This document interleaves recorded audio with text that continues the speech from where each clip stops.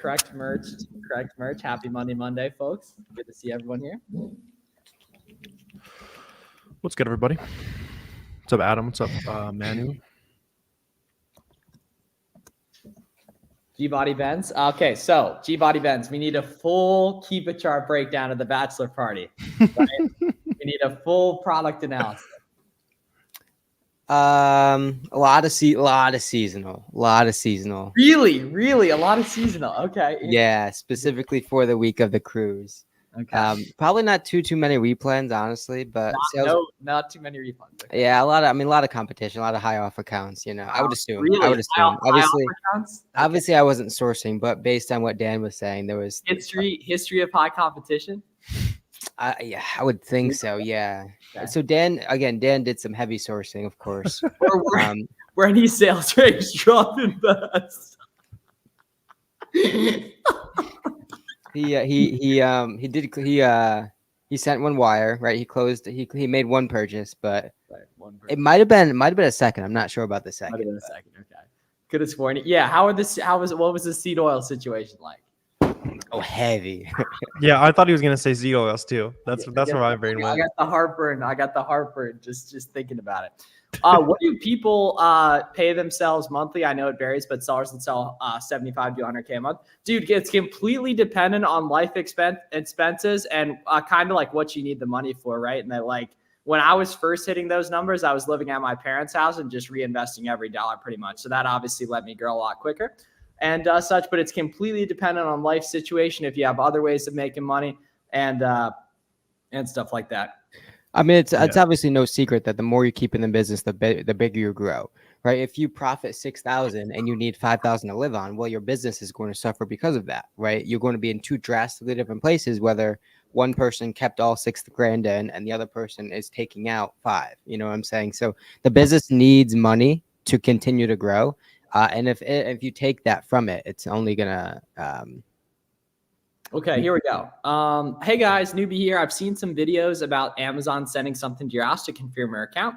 Haven't gotten any notifications about that. Yeah, Lorena. So that does happen. Amazon's gonna let you know if that's a thing, though. It sounds like it's not requiring you, which is a good thing right there. But yeah, it's not a big deal. They just send you a letter and basically with like a 6-digit code, I believe, just for you to confirm that you're who you say you are. I want to say they started doing that less often. For a while, it was like everyone was talking about it. Now I don't hear as many people talking about it. Completely agree. Yeah. Corey. Yes, Chris. I know. He is slacking. I know.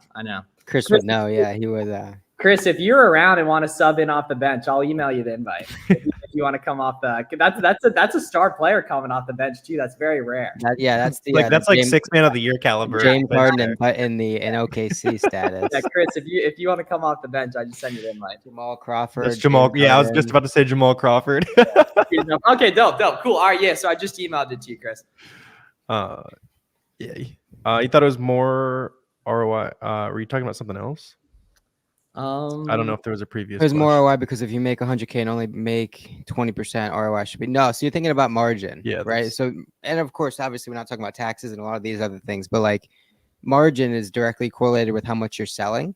ROI is correlated to how much you're buying, right? So it's two different equations, both kind of qualitatively, one's contextualizing the same thing, but one's based on revenue and one's based on what you paid. Yep. Chris Grant, Lou Windows. Yeah, that was actually one of the better questions Warner and I got on the last free training we did. Right, someone was wondering how my thoughts on MB dropping 70. What up, Chris? What's up, Chris? What's up? On demand. It took him 30 seconds to get in here. Oh, can't hear you, family. He has to get warmed up. You got to do his stretching. He's got to get a few shots up first. You got to hit a couple free throws first. I mean, James Harden isn't coming off the bench hitting the first 3. He's got to, make a layup. He's got to see the ball go in. Okay, here we go. First stream. Good to have you here, family. Just getting started on FBA. Wondering if you have any tips for ordering large quantities of items. I've had a few orders canceled. So Slide, that's a good question. And good on you for buying big quantities of stuff right off the bat too, honestly, But the key is there's kind of two sides to this, right? So the one is just zeroing in on the websites that really, really want your money, right? That are not going to cancel, that you can either place big quantity orders, right? So orders of 50, orders of 99, etc. or a ton of smaller orders. So like ASOS, for example, their order limit is 10, but I've placed 50 orders in a day before on there, right? The first step is going to be, maybe asking in the stream like this or asking in our free Discord, etc., if other people are getting cancels on that website, and hitting them up and trying to figure out if they're canceling you because they think you're doing fraud or because you're a reseller. If they think you're doing fraud, ask them to whitelist you, or ask them if they have like a bulk buying program or anything like that. And if they say you're doing reselling, you got to start jigging up the information and switching it up. Maybe try a different email, try a different payment gateway, try a different credit card, right? And try to isolate the variable, as G. Body Ben's math major would say, right? And figure out what's causing the cancels there. Yeah, it depends on your product, right? Because if you're going after like Nikes, Adidas's, Pumas, things like that, kind of probably tough luck. But if it's maybe like a smaller beauty brand or like a smaller grocery brand or something, it doesn't hurt to go to Google the brand, reach out to customer service, call them and be like, hey, I'm trying to buy, a couple thousand, however many of the specific product, see if they A, can accommodate that themselves, or B, can connect you with a distributor that can. Right. And that's the benefit of going brand direct. A lot of times is that best case, you get the account with the brand. Secondary best case is that they can put you into contact with 4 or 5 distribution companies that are authorized that they personally work with. And that's like the second best case scenario. Free Discord's linked down below too. Chris, how's life? Oh, you're muted. Family, you're muted. You're muted. Oh. Sorry, I lose the 6-man award. Nah, James Harden isn't coming off and just yapping a half-court shot. He's got to see the ball go. He's got to get to the free throw line, get a layup or two. Man, now life is great. A little cold in Florida, but other than that, living the dream, fellas. It is cold today. It's weird. Well, I didn't even realize Miles got the sweater on, the hoodie on. Outside, right? So I went on the shirtless Sunmax walk this morning, right? But the key is that the pull-up bar is in the shade. So it was very cold pull-ups this morning, right? But if you're in the Sunmax, you can still go tarp off, right? But if you're in the shade, it's very, very cold. Should we run back the 2-minute hang challenge? Ooh, yeah, okay, I'm ready to take that on. I think I would have made it if the kid didn't run in front of me. I want a full 360 view this time, not bows. I do think it's funny. Coming from Wisconsin, the news or whatever was on during the NFL game, and there was like a big burr icon over it being 49 degrees. I'm like, what is this? You got iguanas dropping out of trees, man. It's dangerous. Yeah, bro, that's what I'm saying. Like, it's crazy how I was probably 55 here this morning when it was cold, and that's that's perfect running weather. Yeah. Hey guys, can you suggest which best way for newbies to take? I'm not sure what exactly you mean. Between Puma, Adidas, or Nike, which ones do you suggest for beginners? All of the above. I love if you got outlets nearby. They probably got all 3 of those, man. Hit them up. There's actually a sale on the Puma website right now, so there's going to be some profitable items there too. And there's going to be, profitable items on other websites too for all those brands. Austin, I'm assuming you're looking at the different models, right? I'm sure you've heard about wholesale, online arbitrage, private label, retail arbitrage. Probably the best scenario for you is to try retail arbitrage, right? Find a Nike outlet, Adidas, Puma, Coach outlet, Burlington Coat Factory, Marshalls, TJ Maxx, whatever you got near you. Go into that store and just start scanning, right? Just start to immerse yourself in the content, in the data, right? What is the sales rank? What does the buy box? What do different products look like, right? What does a product that's selling fast look like? What does the product that's selling slow look like? And you'll start to really identify and get comfortable with a lot of these phrases that we're using. And that's the start, right? Obviously, we'll want you to get 5-10 units, test buy some things. Is just start to experiment with different things. Of course, watching a lot of our free content on live sourcing and really how we're going about finding a product, purchasing it, that sort of thing, qualifying good products versus bad. It's going to seem like a lot in the beginning, right? But just start taking baby steps, and that's probably why we would get you in a store first. Sweet. Yeah. Any advice when it comes to selling smaller marketplaces like the UK? You can. A lot of people who end up selling in smaller marketplaces just move to the US. So get your training wheels on, get your first few $1,000 in sales in the UK, wherever you are. And then you're going to usually make more money if you just US LLC, get a prep center, all that jazz. We love credit card debt here more than any other country, so you might as well take advantage of it and sell to us. It's one of the cool things about if they're based in Europe though, they could get UK and Germany. Germany is actually the second biggest marketplace And it does, I mean, it does pretty well. There are guys who are just crushing it there. There's a lot of like And niches you Spain's can not slip bad into either. in Europe for sure. Yeah. Yeah, there was a dude at Amazon United, which I actually don't know if they're doing again. I hope they do. That had like a full presentation. I think he was exporting out of Germany. Well, let me look that up. I don't think they are though, because the website didn't update. Let's see. 1 weekend in Tampa, man's hooked. All right. Well, yeah. I mean, it's just logic. I mean, it's literally just logic. Like it just like that. When the item's there, you buy it. Like pizza. But Jake, did you and Pete hang out yet? Today, I switched my account from individual to professional, got deactivated. So very good question. Whenever you are changing bank account or address or the status of your seller account, the type, you always want to give Amazon a call prior. So basically you can hit them up, say, hey, I'm going to be switching from an individual to a professional seller account. Do you mind putting that in the system and then doing it? Same thing with bank accounts, anything like that. I've gotten deactivated like that before temporarily. It only lasts a couple hours. It's though. interesting. never I feel heard like of one that's been from- coming up a lot more Yeah. in the past couple of weeks, rather than more so than anything. I think they're really trying to make sure people are like legit and wanting to do video calls and stuff like that a lot more. And we got another round of Section 3s coming, and it sucks, but it is what it is. Okay. I mean, the last round kind of helped. Like, it got rid of all the counterfeiters and all that, and like Another this round of December was Section 3s way coming. more profitable because of it. So oh like, my God. Yeah. as long as we're keeping like legit people on the platform, it's a good thing. It's just a little annoying as a newbie, I would imagine. You get caught in the Oh, crossfire. yeah. Okay, they are having another Amazon United. So for all you New Jersey people, you'll get to link with us then. And G-Body Benz won't be training for an Ironman either. So gotta get them. How long do cashback extensions typically pay out after activating? It depends, but you can track all the past transactions depending on the cashback provider. You'll see like shopping trip, blah blah blah. You spent this, and then it's pending or it's paid out. Like just like check the transaction log on your probably like Rakuten or Top Cashback. Isn't Rakuten's quarterly, right? it's Top pr- Cashback yeah. is what, weekly or But it shows you when you're gonna make money sooner than that, though. Mhm. Right.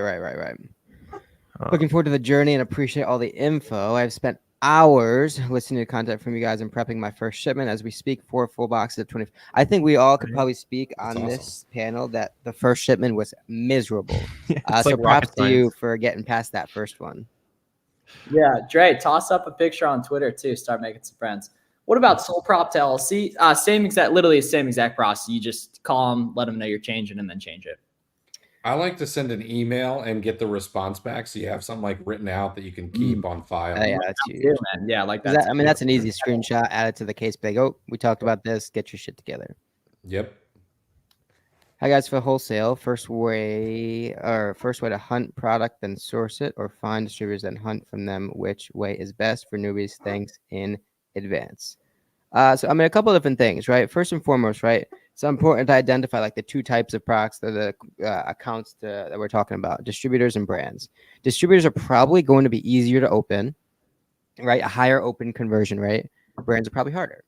But when we talk about like what's involved, right? A distribution account, it's harder to qualify the sorts of products that are in those catalogs, right? We can get 10 distribution catalogs, and inside those catalogs are going to be 3 types of products, right? Products that are on Amazon that do well, products that are not on Amazon, and products that are on Amazon that don't do well. And it's hard to kind of distinguish the sorts of products that you're going to be getting to after putting in the legwork, right? Until you actually look in the catalog. The good thing, the benefit of the brand direct approach is you can identify and qualify products in brands way before you even start the outreach, right? So you can get a list of 10, 15, 20 brands where all the data lines up. Amazon's out in the picture, new brand in the picture, good competition, good sales rank, all these sorts of things.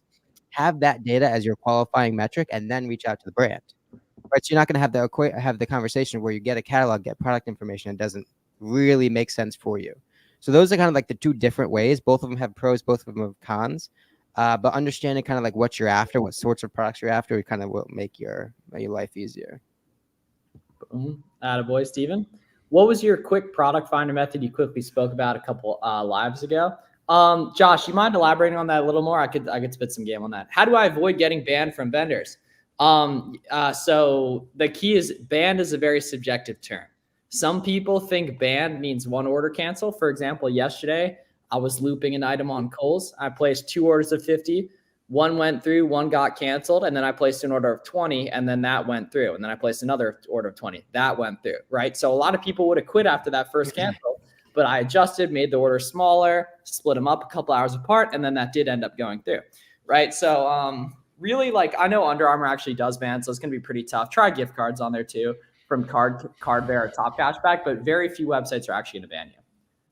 Yep. Yeah, and then kind of going back to what Miles was talking about before, you want to isolate why they're canceling, right? Identify, is it the credit card number, the billing address, the quantity, right? The cadence of orders. It's a lot of different things that they're potentially looking at. And you want to start to just kind of like experiment, right? Take yourself back to 8th grade, the science project, and understand what variable they're actually after, right? Change up your cadency, change up your quantity in the order, change up, maybe it's a stock issue, right? You don't necessarily know until you start to kind of play with a lot of these different aspects of the orders. Yeah, you're whipping out 4th grade science. Pick the variable. Yeah, I was test thinking your about what grade hypothesis. You was got that? you I got think the it little was- flow chart like you're in like a elementary classroom. Like I was actually thinking about, I think it was 5th grade when we had to do like the whole science project. Yep. thing. We had the science fair and you had to like put out the 3. they should have let us do it with order cancels. That'd be It would have been a hell of a lot more helpful. right. God, for sure.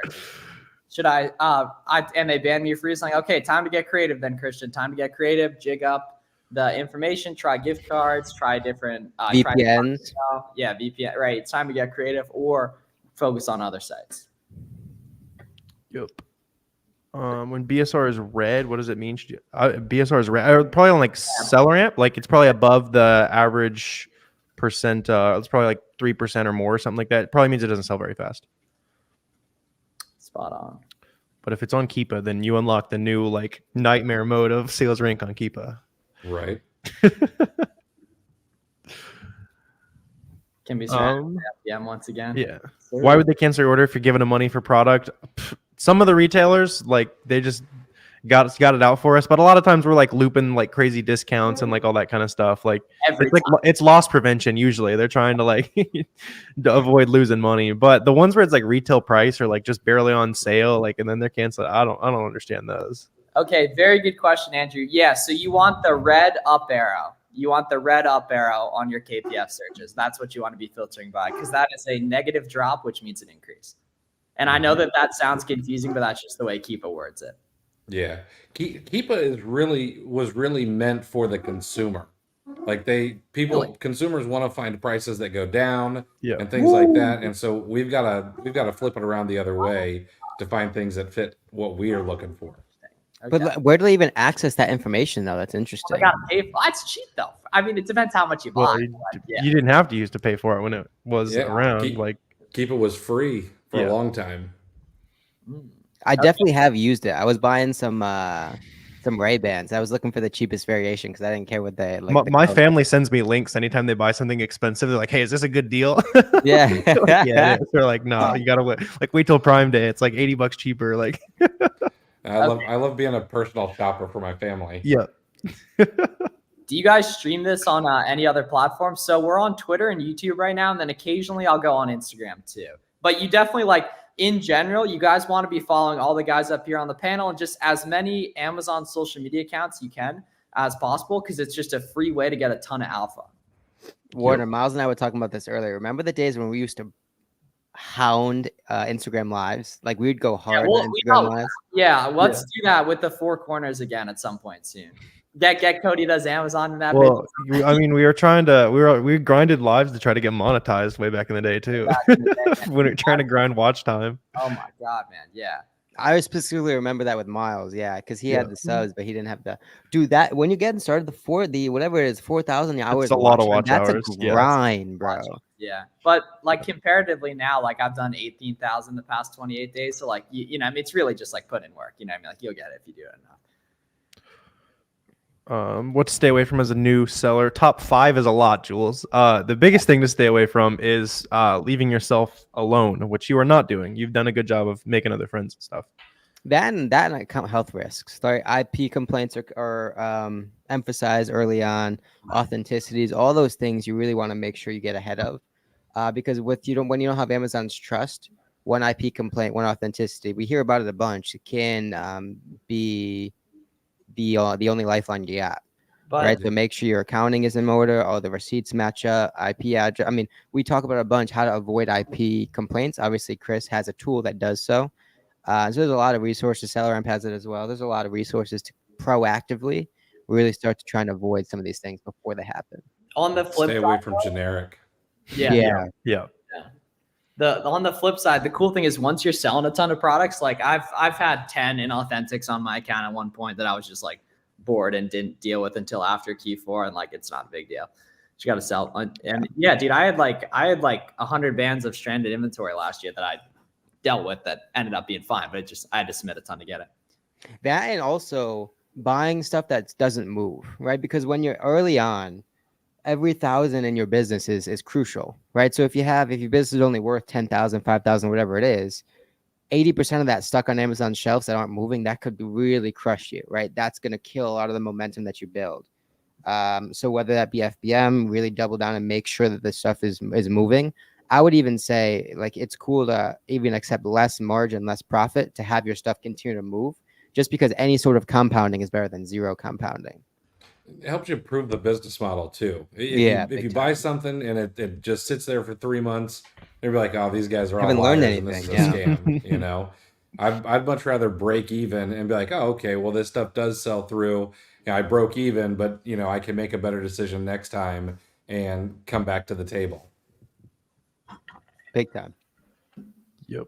Yeah, it's not real until you get those first couple sales. We're scammers until that first sale comes and it's like, oh wait.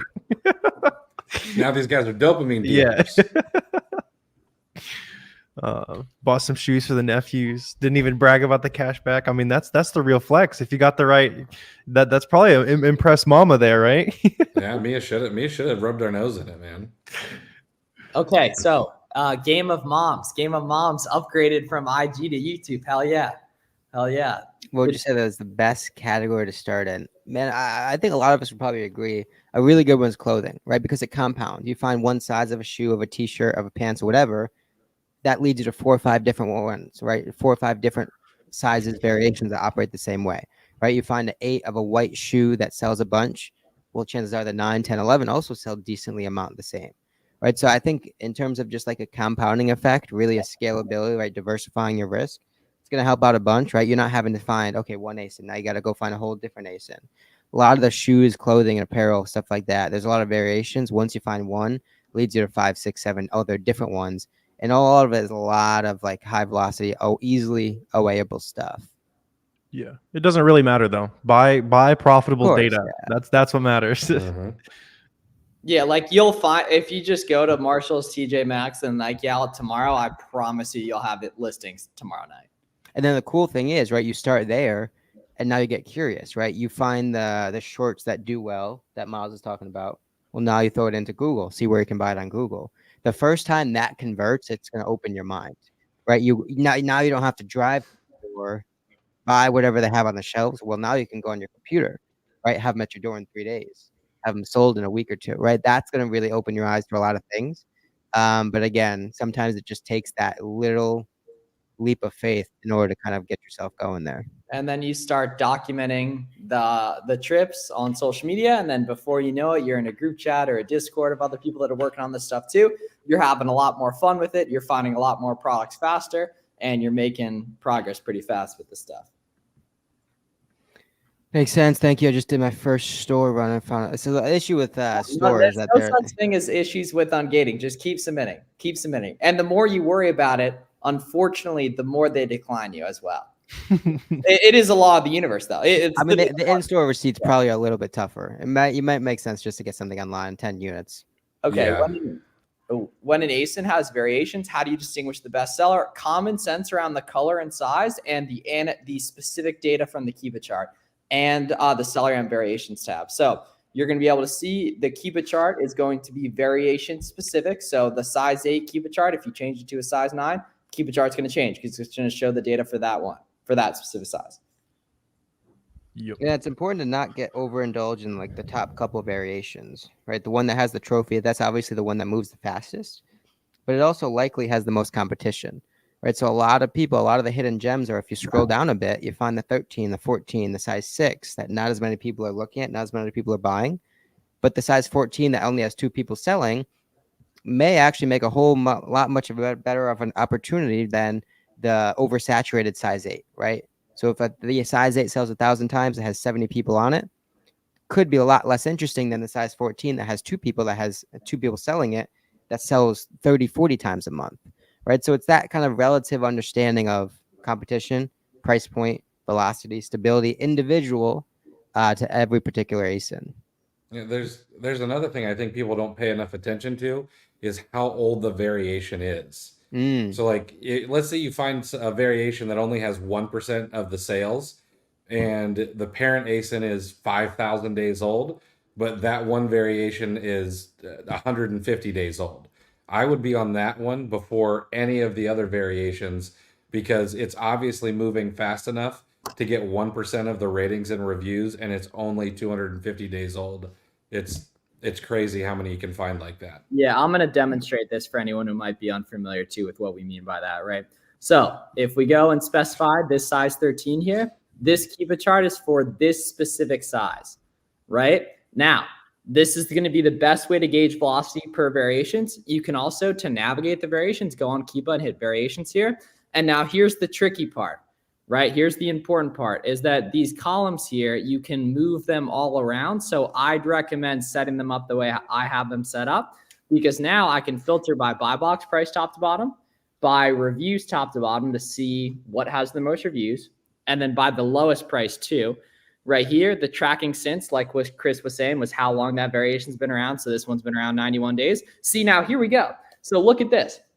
This one's did the offer count there too. Exactly. Oh, I love this offer count chart, right? So you guys move, I would recommend just match mine. This has only been around 115 days. A ton of novice sellers would pass on this because it has no reviews. But I can see this had 10 sellers on December 28th, and it had 2 sellers on January 2nd. Therefore, one reason that would happen. It's sold, right? Exactly, because not a bunch of people aren't just going to hop off randomly, right? So I'd recommend I'll leave it up here for a sec, organizing your columns just like this. So you can easily go here, filter by buy box, filter by reviews, filter by lowest price as well, and then also see how long the variation's been around. Because a ton of people get so bogged up in the review data when the Keepa chart data is so much more valuable and the off count data is so much more valuable here. And that offer trend is huge too, right? Because again, going back to that trophy variation, the top one, so many times you'll see the offer count shoot up, whether it be a hit a leads list or it's just a Nike sale or whatever the case may be. And so having that offer trend right there, again, the biggest indicator we have on the future buy box activity is really embedded within that offer count, right? The micro offer trend, what it's been doing the past couple of weeks, understanding what the offer count has been doing to really get a concept of what the buy box will do, right? That's huge. And having that visual right there that Miles has, that's going to be huge, huge, huge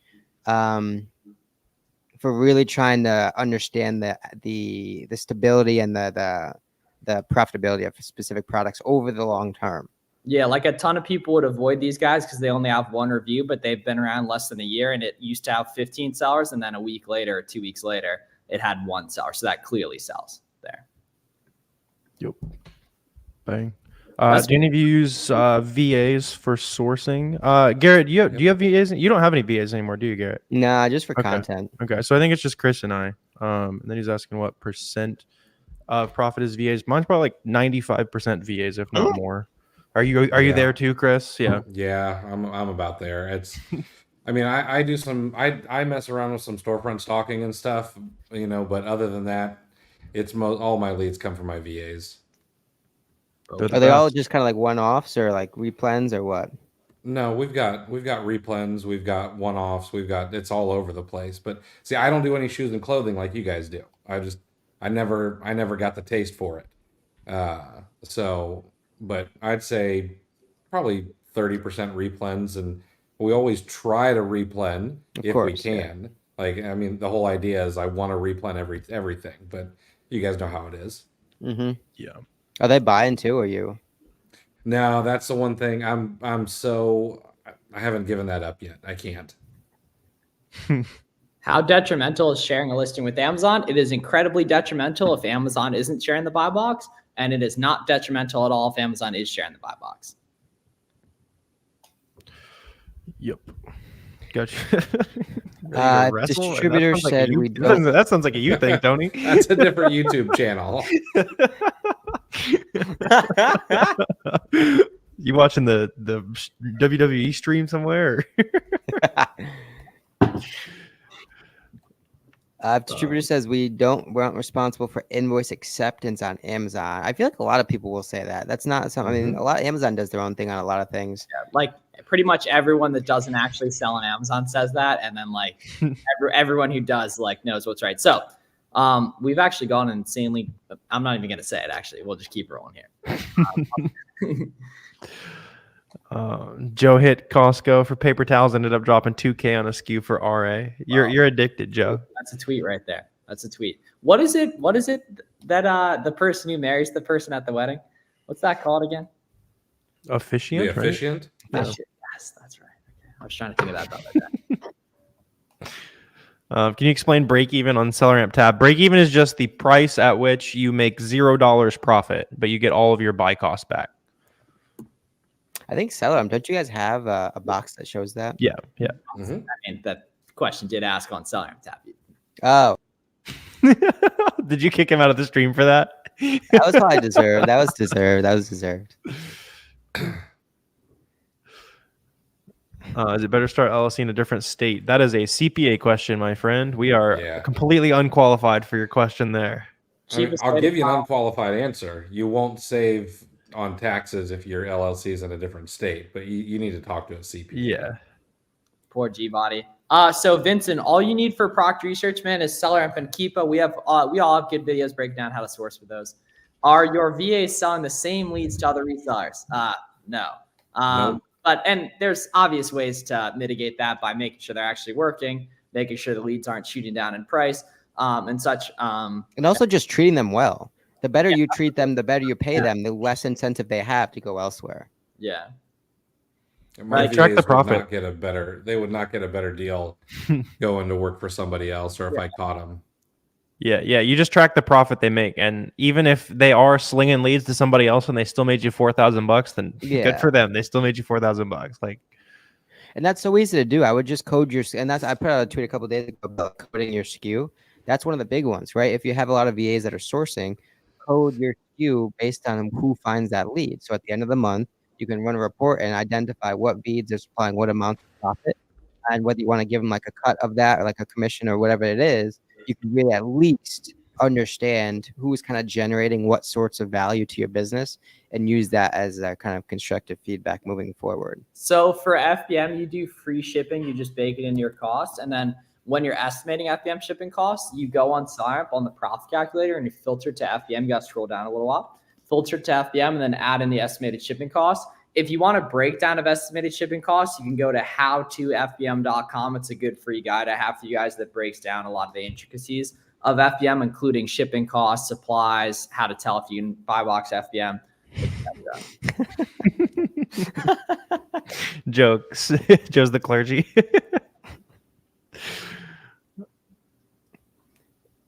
Someone sent me a picture saying their doll looked used. How is it? The picture was a brand new doll in the package. That's crazy. If they want, Walker, they can return it if they want. But That's crazy. Can you name a best distributor? Kohl's. Any big website you've heard of, people are generating wealth on. Yo, you got to make a lot more phone calls. That question means you have not made even probably any phone calls. Yeah, exactly. 0 phone calls. I'm gonna assume you got 100 more to make until you can come ask questions. The irony of the volume and stuff is like the person who says like I tried networking didn't do anything. They talk to like 3 people max. Exactly, right? And then the dude who's done a shitload is like, man, I got to go harder. Yeah. Well, the problem is that the word networking in the begin to begin with is just it's just a good way to say it. But yeah, like most people do it terribly. Can I hide? Garrett's rocking the full frat cap over here. Yeah, no, bro's wearing like that, like he's about to go to. He's like a junior college baseball player, like walking through the gym with his cleats on during the pickup basketball game.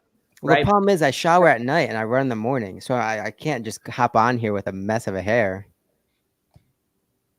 I run in the morning, I lift at night, and then I shower at the end. I don't shower multiple times a day, hence the hat. No, Patty, you do a good job. You definitely do I network, bro. You're I- putting your face out there, like yeah. Sarcasm. The fact that we know who you are says you're doing a fantastic Yeah, job. yeah. I would assume it's a joke. Any Chinese suppliers? No. But hopping on TikTok trends, yes. The Stanley Cups were item of the year last year, I would even say. Might name my first newborn son Cole. K.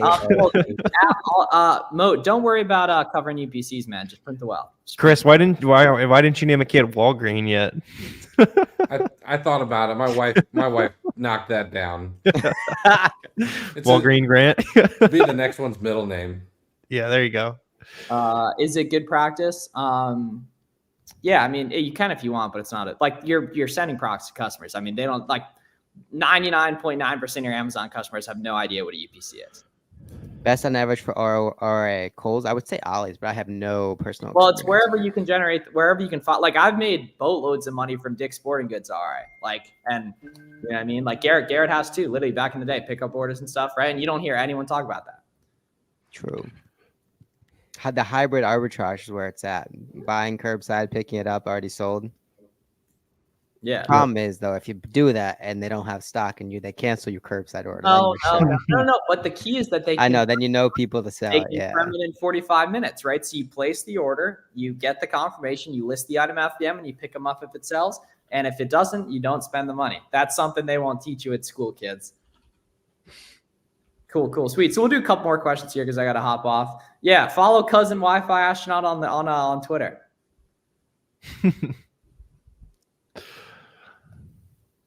Purchase from Walmart, qualify for ungated. Anywhere you can purchase profitable inventory that lists your information on it, you can submit. That we made it 36 minutes today, didn't we? No, there was one or two. Was there?